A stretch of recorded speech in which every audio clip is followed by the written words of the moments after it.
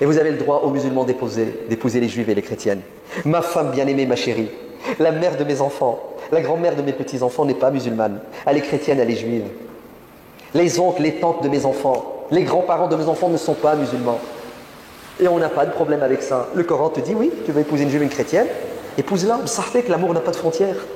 Est-ce que vous vous rendez compte que l'imam Shafi'i, au 3e siècle, il est mort en l'an 245 de l'Égypte, dans son livre Kitab al-Umm, c'est ce qu'il dit. Et le mari musulman est tenu, obligatoire, de prendre sa femme et de la déposer à l'entrée de l'église le dimanche matin. C'est un devoir pour lui, de lui fournir le moyen de locomotion pour aller à l'église ou à la synagogue. L'imam Shafi'i dit que le mari musulman est obligé d'acheter à sa femme, vous êtes prêts? Sa croix, si elle lui demande. Il lui faut une croix? Chérie, oh, mon petit Jésus là, il s'est cassé, j'en veux un nouveau. C'est son devoir, parce qu'il est responsable de sa femme. C'est puissant ou c'est pas puissant? Vous avez vu jusqu'au bas là? La tolérance, en fait, elle n'a pas de limite. Pourquoi? Parce qu'on n'a pas de problème à ce que les gens croient en ce qu'ils veulent, parce que nous ne sommes pas des juges, encore moins des bourreaux. Vous avez vu le délire? En fait, ce sont des gens qui n'ont pas lu le Coran, qui ne veulent pas le lire, et même quand ils l'ont lu, ils le lisent de manière biaisée, puisque le verset est clair. Et si ton Seigneur l'avait voulu, il aurait imposé, comme il l'a fait aux anges, une seule croyance, et tout le monde serait croyant. Non. Regardez ce que Dieu dit dans le Coran. Vas-tu forcer les gens à devenir croyants? Dieu dit dans le Coran à son messager, qui était soucieux de convertir les gens, et qui passait des nuits blanches à pleurer, parce que les gens ne voulaient pas adhérer à son message. Dieu lui dit, calme-toi. Ça ne sert à rien de te consumer de chagrin. Propose et laisse les gens disposer. Expose tes idées, mais ne les impose pas. Je ne t'ai pas envoyé pour imposer la religion aux gens. Non, écoutez, ça va beaucoup plus loin. Je vous assure que c'est trop beau. Dieu dit dans le Coran, dans la sourate Al-Hajj, le pèlerinage,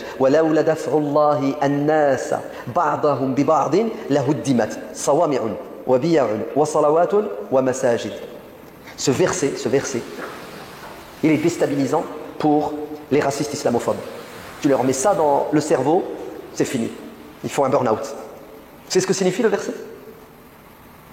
Le verset signifie que Dieu, écoutez bien, a décidé que vous, les musulmans, vous devez vous battre pour que les églises, les synagogues, les monastères et les mosquées, en dernière, puissent continuer à exister pour que le nom de Dieu soit évoqué dans ces lieux sacrés. Non, c'est pas possible. Là, tu viens d'inventer un verset, c'est pas possible. C'est pas possible. Comment? Le musulman doit protéger l'église, la synagogue? Oui, il doit les défendre comme il défend la mosquée. Ce qui est extraordinaire, c'est que vous avez un verset dans la sourate 2, la sourate la vache. Sourate Yunus, elle est mécoise. La vache, elle est médinoise. Les musulmans sont en position de force, politiquement parlant. Dieu révèle un verset du Coran. Vous le connaissez tous. La ikraha fid din, qad tabayyana ar-rushdu min al-ghayy. Point de contrainte en religion. L'être humain est libre de choisir le chemin qu'il veut.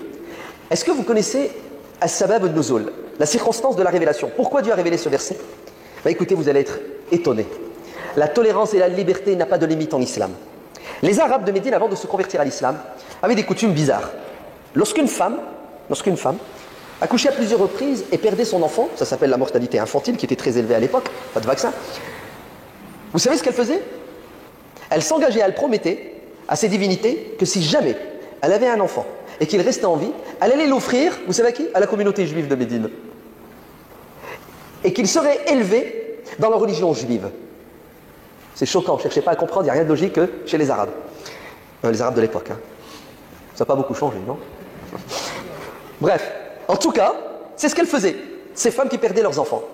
Avec le temps, ces Arabes se convertissent à l'islam, leurs enfants ont grandi dans le judaïsme, et là, ces familles converties à l'islam veulent récupérer leurs enfants convertis au judaïsme et les convertir à l'islam en disant, toi tu rentres à la maison, et deuxièmement, tu prends ta carte. Ok, tu n'es plus juif, maintenant tu dois être musulman. Les parents musulmans voulaient récupérer leurs enfants physiquement et spirituellement. Et Dieu intervient avec le verset de la sourate la vache et dit La ikraha fi din, vous n'avez pas le droit de forcer vos enfants à quitter le judaïsme, à faire classer. Vous les avez offerts, vous devez respecter leur choix. Aujourd'hui, ils sont vaccinés et majeurs. Franchement, vous ne trouvez pas que c'est le summum de la tolérance et de la liberté? La ikraha fi din. Ça n'effleure même pas l'esprit d'un musulman de quoi? De chercher, d'essayer, de forcer à quelqu'un à devenir musulman parce que c'est contraire à la volonté de Dieu. Donc ça, c'est le premier droit qui est pour nous musulmans un droit divin Dieu a créé les êtres humains libres d'être, de ne pas être croyants. Et Dieu, dans son infime bonté et sagesse, il donne à manger, à boire et à respirer à tout le monde. Vrai ou faux? Et vous savez ce qui va se passer? Le jugement n'est pas sur terre et ne sera jamais sur terre. Dieu dit aux musulmans, Fantadiru inna muntadirun. Chacun pour soi, Dieu pour tous. C'est là-haut que Dieu reconnaîtra les siens et récompensera chacun à la lumière de quoi? De sa justice. Sur terre, il n'y a pas de quoi? Il n'y a pas de jugement religieux. C'est une question très importante posée par frère Abdul Karim de New York, USA. Est-il permis à un homme musulman d'épouser une fille chrétienne ou une fille des gens du livre? Y a-t-il des conditions? Peut-il l'épouser si elle croit que Jésus est Dieu? En ce qui concerne le mariage d'un homme musulman avec une fille chrétienne, Allah mentionne clairement dans le Coran, dans la sourate Al-Maïda, chapitre 5, verset 5, que ce qui est licite pour vous sont les bonnes et pures choses. Licites pour vous sont les aliments des gens du livre. Et licites pour vous en mariage sont les femmes chastes croyantes. Les muassina, les femmes croyantes chastes, et les femmes chastes parmi les gens du livre.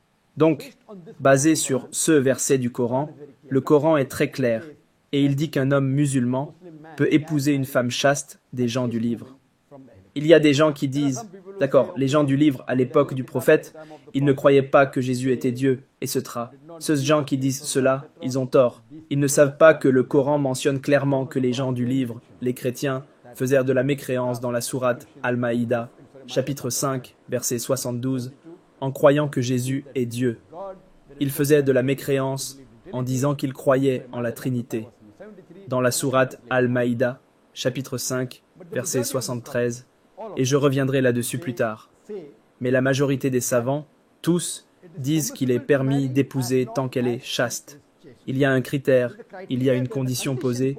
Sur quelle femme des gens du livre pouvez-vous épouser? Et le Coran, dans la sourate Al-Maïda, chapitre 5, verset 5, est très explicite et dit que vous pouvez épouser la femme chaste parmi les croyants. Femme chaste parmi les croyantes et femme chaste parmi les gens du livre. La condition est qu'elle doit être chaste. Maintenant, basé sur cette condition, ce que l'on peut attendre au minimum d'une femme chaste, au minimum. Il y a diverses conditions pour être chaste, pour être muassinate. Le minimum, la condition la plus basse, c'est qu'elle doit être vierge. Et aujourd'hui, nous savons, puisque la question est posée depuis les États-Unis, depuis New York, aujourd'hui, selon les statistiques que nous avons des pays occidentaux, ils disent que les filles à l'école, 90% perdent leur virginité. D'autres statistiques disent que, d'ici le passage à l'université, 95% des filles perdent leur virginité. Certaines disent 98%, même si vous connaissez les statistiques de l'Europe, du Royaume-Uni. La plupart des statistiques, presque toutes, disent que, d'ici le passage à l'université, certaines disent que 95% perdent leur virginité, certaines disent 96, certaines disent 97, mais toutes s'accordent à dire que c'est plus de 95%. Donc l'un des critères minimaux pour être muassinate, pour être chaste, est que vous devriez être vierge. Il y a beaucoup d'autres critères. Donc, basé sur cela, vous trouverez à peine toute femme, surtout dans le pays occidental, qui sera chaste. Et je suis né à Mumbai, j'ai vécu ma vie à Mumbai, j'ai passé mes études de médecine à Mumbai. Et je me souviens qu'après avoir passé mon collège de médecine, au début du XXIe siècle, en 2002 ou 2001, il y avait une conférence sur le sida à Mumbai. Et selon les statistiques de cette conférence, on nous a dit qu'à Mumbai, en moyenne, 70% des filles perdent leur virginité avant de passer la 10e année. Cela m'a choqué. Mumbai, en Inde, est beaucoup plus conservateur qu'Amérique, que les pays occidentaux. Et cela date d'il y a 20 ans. Aujourd'hui, nous apprenons que, dans ce 21e siècle, il est très difficile pour une femme de rester chaste, surtout dans les pays occidentaux. Et maintenant, cela arrive aussi dans les pays orientaux. La plupart des savants découragent cela. Bien que cela soit permis, ils disent qu'elle doit être chaste. Alors, où trouver une femme chaste parmi les gens du livre, une femme chrétienne chaste? Même si vous vous mariez, le problème que nous voyons après cela est phénoménal. Il y a de fortes chances qu'après qu'un homme musulman se marie avec une fille chrétienne ou juive, il y ait de fortes chances que le mariage ne soit pas réussi. Et nous constatons que le mode de dressing diffère, le mode de vie diffère, le comportement diffère, et imaginez que la propreté n'est pas là. Imaginez que la femme chrétienne, pendant ses menstruations, elle ne prévienne pas son mari, et nous savons que c'est haram d'avoir des rapports pendant cette période. Pourra-t-elle se nettoyer correctement? Les habitudes alimentaires sont différentes. Et dans le monde occidental, il est assez courant que de nombreux hommes musulmans se marient avec des femmes chrétiennes. Et ces hommes ne sont en réalité pas très pratiquants. Alors, ce que nous les voyons faire, c'est qu'après le mariage, lorsqu'ils vont faire les courses, ils achètent de l'alcool pour leurs femmes, ils achètent du porc pour leurs femmes, ils ne boivent peut-être pas eux-mêmes, mais ils en achètent pour leurs femmes. Beaucoup d'entre eux, peut-être qu'ils buvaient avant le mariage. Beaucoup d'entre eux ne buvaient pas, commencent à boire de l'alcool après le mariage. Toutes ces choses sont courantes. Et nous constatons souvent que si le mariage ne fonctionne pas, il se termine par un divorce. Et lorsqu'il y a un divorce, et si vous avez des enfants, alors votre Muhammad et votre Abdallah et votre Abdurrahman et votre Fatima et votre Radija iront à l'église. Personnellement, je donnerai mon avis plus tard sur les critères supplémentaires. La plupart des savants n'encouragent pas un homme musulman à épouser une femme des gens du livre. C'est permis, mais le critère est qu'elle devrait être chaste. Et où trouver une femme chaste? Même si vous trouvez une femme chaste, il y a encore des problèmes. Donc une personne qui est un musulman religieux n'osera jamais se lancer dans cela. Et la plupart des cas que vous avez, quand un homme musulman se marie avec une fille chrétienne, 99,9% des cas sont des mariages d'amour. Le moment où vous avez une petite amie et un petit ami, cela signifie que vous n'êtes pas chaste. Alors que faites-vous? Vous sortez avec une fille, allez voir un film, sortez manger, sortez danser. Où est-elle chaste? Laissez de côté la virginité, même sortir danser avec un homme qui n'est pas son mari. Aller voir un film, c'est contraire à la valeur de la chasteté. Elle n'est pas une femme chaste. Donc, si vous appliquez les critères stricts d'une femme chrétienne qui est chaste, vous aurez du mal à trouver une femme chaste. Donc, vous allez tomber sur une femme chrétienne qui n'est pas une femme chaste. Il est pratiquement impossible de suivre ce conseil aujourd'hui, dans ce 21e siècle. Et nous connaissons les problèmes qui peuvent survenir après le mariage. Selon Ibn Abbas, qu'Allah soit satisfait de lui, un homme musulman ne peut pas épouser une femme, Jean du livre, qui n'est pas une femme chaste. Donc, le problème est que, dans un État islamique, un homme musulman ne peut pas épouser une femme des gens du livre qui n'est pas une chaste. Il ne peut pas épouser une femme chrétienne ou juive si c'est dans un pays étranger. Et il y a un groupe de savants qui sont d'accord avec cette opinion d'Ibn Abbas, qu'Allah soit satisfait de lui. Et même, je suis d'accord avec cette opinion. Parce que si vous épousez une fille chrétienne dans un pays non musulman, et si quoi que ce soit se produit, ils suivront leur loi, ils ne suivront pas la loi islamique. S'il y a un divorce, alors vos enfants seront mariés à une femme non musulmane. Comme je l'ai mentionné, Muhammad, Sultan, Abdullah, Radija, Fatima iront à l'église. Donc, naturellement, cela n'est pas du tout encouragé. Donc, je suis d'accord avec l'opinion d'Ibn Abbas, qu'Allah soit satisfait de lui, selon laquelle cela n'est autorisé que si l'épouse chrétienne, premièrement, doit être chaste, et deuxièmement, dans un État islamique. En plus d'être d'accord avec l'opinion d'Ibn Abbas, qu'Allah soit satisfait de lui, j'ai personnellement une autre condition, basée sur mes études du Coran. Je ne prétends pas être un savant, je suis un étudiant en connaissance, et ma spécialité est l'islam comparé aux autres religions, donc j'ai mes critères supplémentaires basés sur le Coran. Ce n'est pas mon critère, c'est mon étude du Coran. Comme je l'ai mentionné précédemment au début, Allah est très clair dans la sourate Al-Maïda, chapitre 5, verset 5. « Licites pour vous sont les nourritures des gens du livre, de même que vos propres nourritures leur sont licites.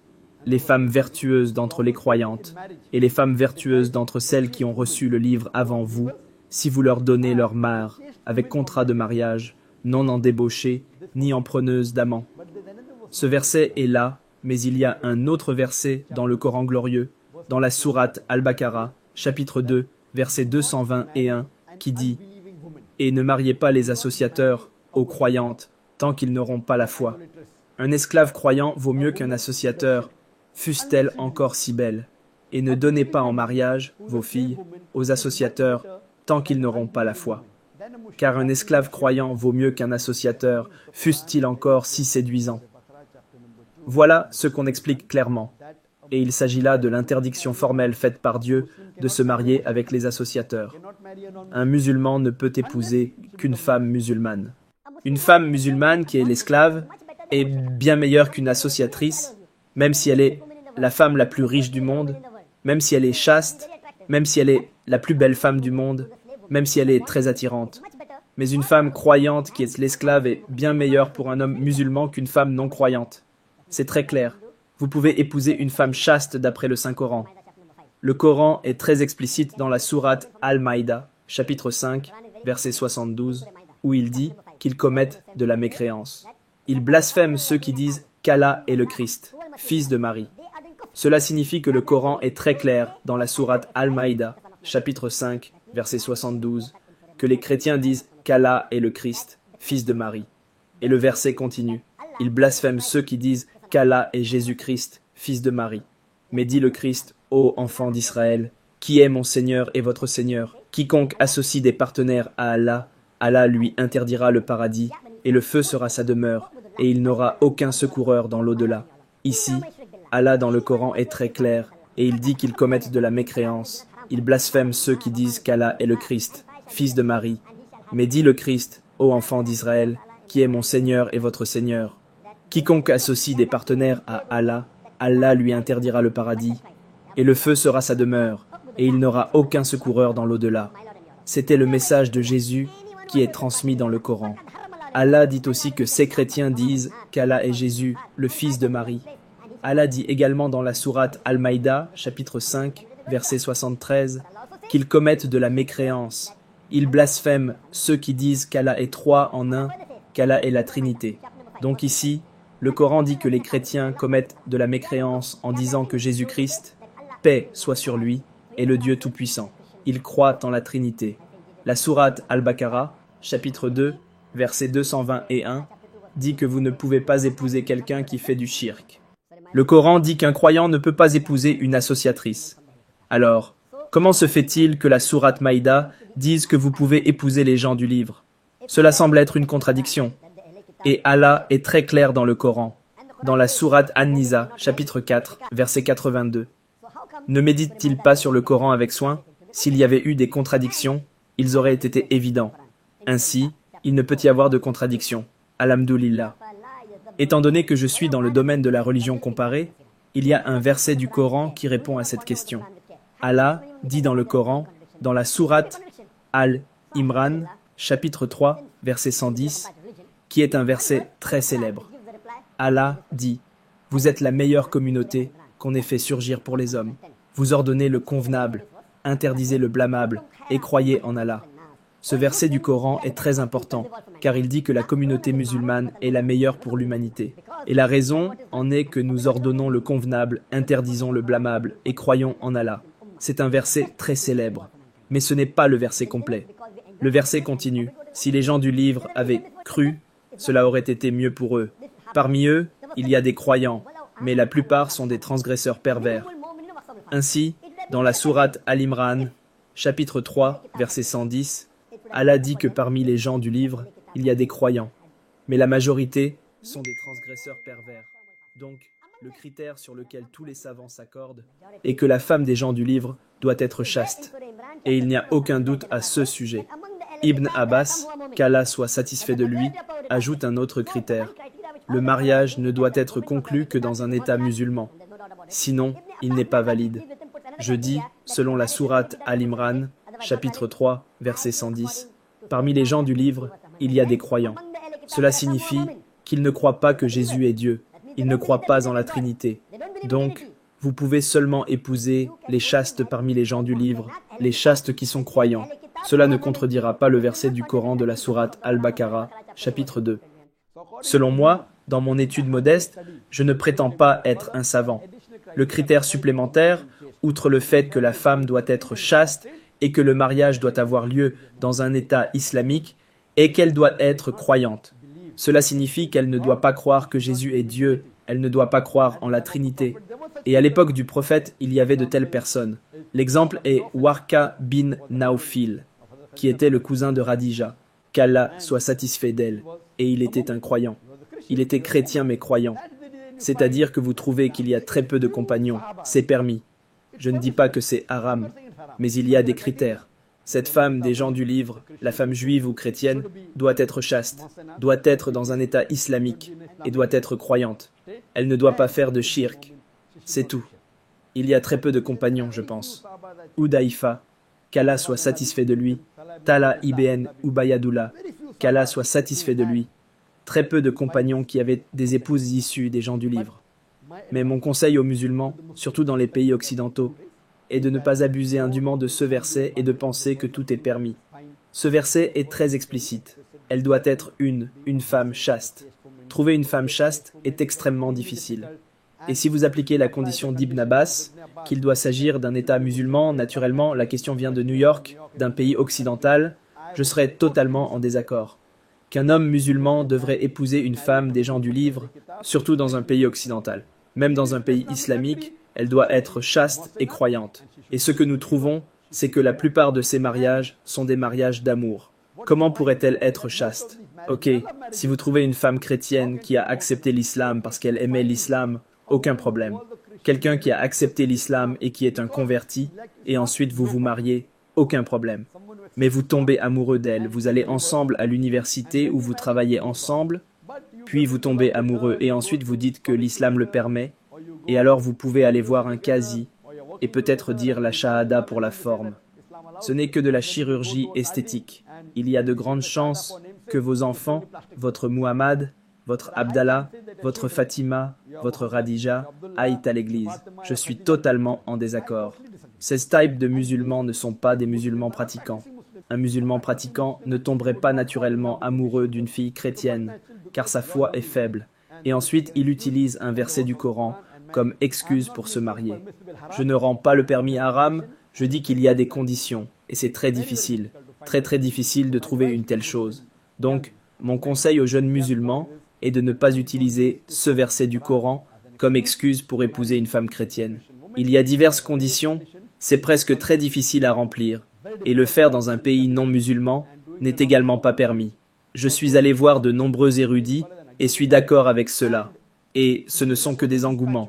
Vous vivez dans un pays occidental, vous allez au travail, vous allez à l'école, donc nous devrions nous éloigner de ces choses. Si vous trouvez vraiment une fille convertie qui a accepté l'islam, non parce que vous êtes tombé amoureux, et qu'elle suit les principes de l'islam, qu'elle prie 5 fois par jour et est une femme modeste, alors il n'y a aucun problème. Mais s'il vous plaît, ne vous impliquez pas dans l'amour, puis dites que c'est permis en islam. Veuillez vous en éloigner. Ce ne sera pas seulement mauvais pour vous, mais pour les générations à venir. J'espère que cela répond à la question.